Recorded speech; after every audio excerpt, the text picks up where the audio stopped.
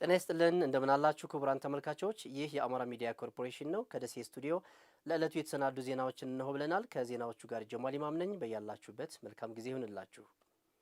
የኃይል አማራጭን መከተላቸው በክልሉ ሰብአዊና ቁሳዊ ውድመትን ያስከተለ በመሆኑ በድርጊታቸው ተጸጽተው ህዝቡን ለመካስ መዘጋጀታቸውን ገለጹ።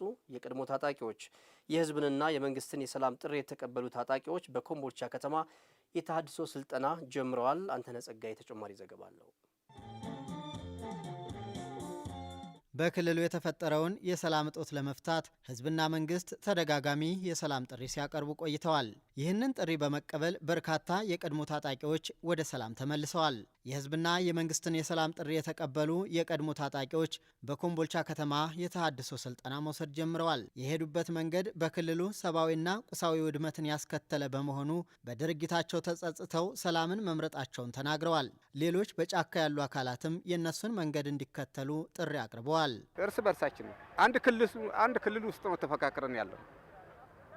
የህዝብ ደግሞ መውጣት መግባት አልቻለም፣ አስቸግረናል። ምንም ፋይዳ ስለሌለ ወደ ሰላም እንደኛ መጥቶ ወደ ልማት መንግስት ሰራተኛ ያቋረጠው ወደ መንግስት ስራ እንዲቀጥል፣ ተማሪውን ወደ ትምህርት ቤት እንዲቀጥል፣ ነጋዴው በንግድ እንዲቀጥል፣ ህዝቡ እፎይታ አግኝቶ ልማታችን የጋራ እድገትና ብልጽግናችን ተቀብለን ሰርተን ሀገራችን ለማሳደግ ነው። የአማራ ህዝብ ደቋል። የአማራ ህዝብ በጣም ነጻነት አጥቶ ተሸማቆ ነው እየኖረ ያለው።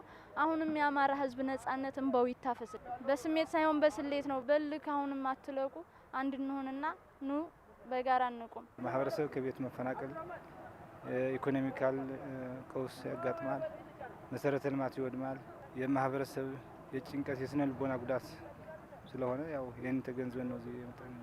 ያው በረሃ ጫካ ያለውን ወጣት ይሄን ተገንዝቦ ያው እንግዲህ መንግስት ይሻላል። መንግስት እንደ አባት እናት ነውና ሁሉ ነገር ይቅር ብሎ ሰላም ጥሪ ስላደረገ ወደ ሰላም ወጥቶ ማህበረሰቡና መንግስትን ማገልገል እንዳለበት ነው የምመኘው። የኮምቦልቻ ከተማ አስተዳደር ከንቲባ መሐመድ አሚን የሱፍ የሰላም አማራጭን የተቀበሉ ወገኖች ሰልጥነው ወደ ህዝቡ ሲቀላቀሉ ማህበረሰቡ ተገቢውን ድጋፍ በማድረግ የተጀመረውን የብልጽግና ጉዞ ማሳካት እንደሚገባ አንስተዋል። ሰላም የሚገነባው በሁለትና ከዛ በላይ በሆኑ ወገኖች የጋራ ስራ ነው። እናንተ በሰላም ለመኖር ወስናችሁ ስትመጡ ማህበረሰቡ በይቅርታና በፍቅር ሊቀበላችሁ ይገባል።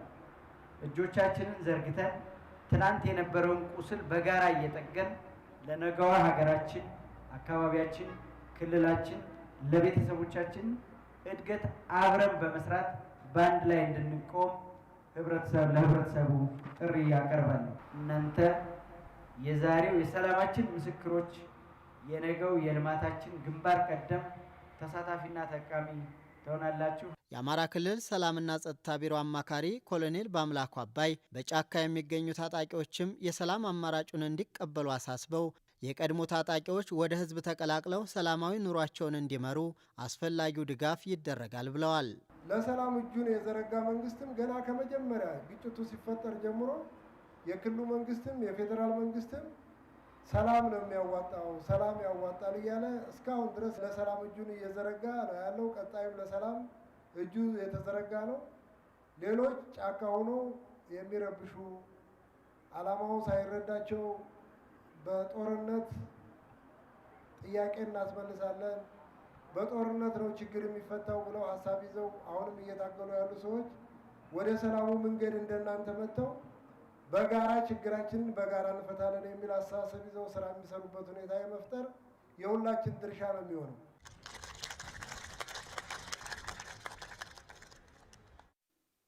የኢሚግሬሽንና ዜግነት አገልግሎት በወልዲያ ከተማ ቅርንጫፍ ከፍቶ አገልግሎት መስጠት መጀመሩ የአካባቢውን ህብረተሰብ እንግልት እንደሚቀንስ የከተማ አስተዳደሩ ተቀዳሚ ምክትል ከንቲባ ዱባል አብራሪ ተናገሩ። ለአገልግሎቱ መሳለጥ አስፈላጊውን ድጋፍ እንደሚያደርግም ከተማ አስተዳደሩ ገልጿል። በመርሃ ግብሩ ላይ የተገኘው ባልደረባችን ካሳሁን ኃይለ ሚካኤል ዝርዝሩን አድርሶናል፣ እንደሚከተለው ይቀርባል። የኢሚግሬሽንና ዜግነት አገልግሎት በወልዲያ ከተማ ቅርንጫፍ ከፍቶ አገልግሎት መስጠት ጀምሯል። አገልግሎቱ በወልዲያ ከተማ መጀመሩ ለከተማዋ ለሰሜን ወሎ ዞንና አጎራባሽ ነዋሪዎች ቀደም ብሎ የነበረን የአገልግሎት እንግልት እንደሚያስቀር ተገልጿል። የሰሜን ወሎ ዞን እስልምና ጉዳዮች ህዝብ ግንኙነት ኡስታዝ መሐመድ አህመድ ዲን የአካባቢው ነዋሪዎች ለፓስፖርት ወደ ሌላ አካባቢ ሲንቀሳቀሱ የሚደርስባቸውን ችግር ያስረዳሉ። ፓስፖርት ለሰው ልጅ ወሳኝ ነው። ሁለተኛ ወልዳዬ መሆኑ ደግሞ እጅግ ወሳኝ ነው። አዲስ አበባ ፓስፖርት ሳወጣ የደረሰብኝ እንግልት ይሄ ነው አይባልም። ፓስፖርቱ ማውጣቱ ቢሮ ላይ ሳይሆን ችግሩ ደላላው ሌባው ለውጭ ትዳረጋለህ፣ ለብዙ እንግልት እንትን ትላለህና እኔ በጣም ፋይዳ አለው። ይህንን ፓስፖርት ማዕከል የሰሩትም ያሰሩትም ያስተባበሩትም ይባረኩላለሁ። በኢሚግሬሽንና ዜግነት አገልግሎት የወልዲያ ቅርንጫፍ ጽህፈት ቤት ኃላፊ ሰኢድ መሐመድ ቅርንጫፍ ጽህፈት ቤቱ ቀጠሮ መስጠት መጀመሩን አስታውቀዋል። ከ500 እስከ 800 ዜጋ በቀን አገልግሎት እንዲሰጥ እቅድ የተያዘ ነው። ሲስተማችን ያው ቀጠሮ ጀምሯል። ለየካቲት 16 ቀጠሮ ሰጥቷል። ከየካቲት 16 ወይም በፈረንጅ ደግሞ ፌብሩዋሪ 22 አካባቢ ጀምሮ መስተንግዶ እንጀምራለን። ያው ቀጠሮ ማስያዝ እንችላለን። እዚህ ውስጥ እንግዲህ ብዙ ሰዎችንም ለስራ ያው ቀጠሮ ምንድነው ቀጥረን ያው አሻራ ሰጥተው መንግስት ጋር ተፈራርመው አዲስ አበባ ስራ የጀመሩም አሉ።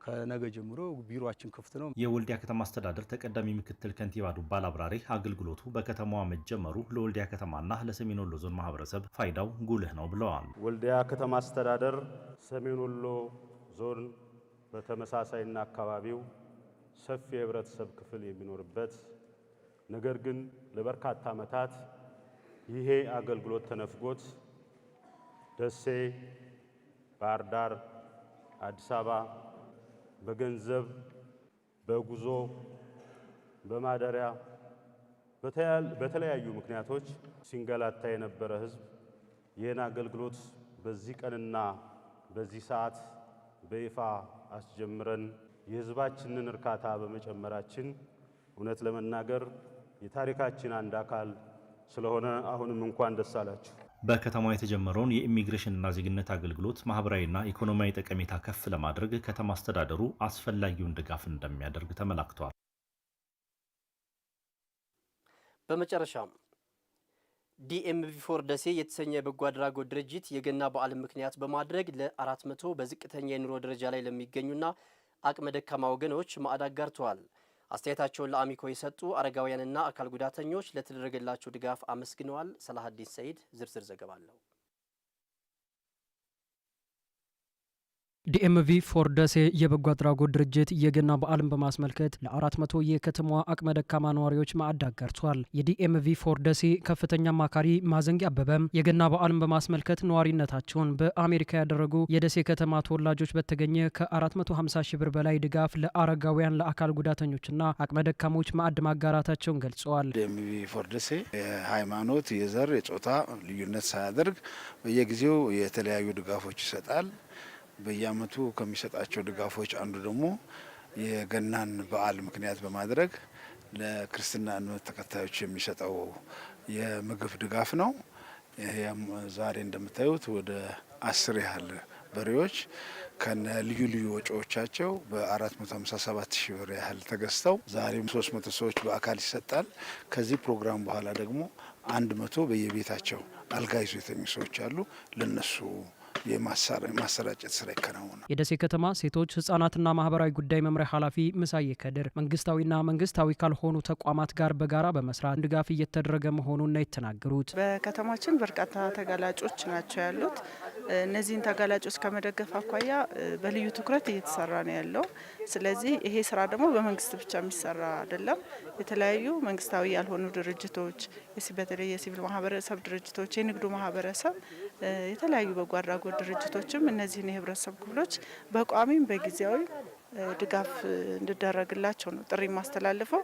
እንደ ተቋምም ይሄን ስራ ለመስራት አቅደን እየተንቀሳቀስን እንገኛለን። አሚኮ ያነጋገራቸው አረጋውያንና አካል ጉዳተኞች ለተደረገላቸው ድጋፍ አመስግነዋል። ስጋ ቀርቶ እለታዊ የምንበላበት ዳቦ 15 ብር ነው። ከፈታኝ ነው። የኔ ወንድሜ ወይ ሰው እጅ አይቼ መንገድ ላይ ነው። ለዚህ አመት ያደረሰን ከርሞ መልሶ ያድርሰን ነው የምለው። ለኢትዮጵያ ህዝብም ሰላምና ፍቅርን እንዲሰጠው ነው የምመኘው። እኛን አስባችሁ ይሄን በማድረጋችሁ እግዚአብሔር መድኃኔዓለም እሱ እንደ ቸርነቱ እግዚአብሔር ጥላ ከለላ ዋስ ጠበቃ ሆኖ የሀገራችን ሰላም ያድርጉ፣ ፍቅር ይስጠን ነው የምለው። እድሜና ጤና ይስጥልኝ ላቀረበልን ለሰጠን ለወጣችሁ ለወረዳችሁ ልጆቻችንና ፍራንኩንም ለላከልን አካል እድሜና ጤና ይስጥልን። ተደስቻል። ውድ ተመልካቾቻችን ከአማራ ሚዲያ ኮርፖሬሽን ከደሴ ስቱዲዮ ለሰዓቱ የተሰናዱ ዜናዎች እስካሁኖቹ ነበሩ። ከኛ ጋር ስላላችሁ እጅግ አድርገን እናመሰግናለን። በያላችሁበት መልካም ጊዜ ይሆንላችሁ።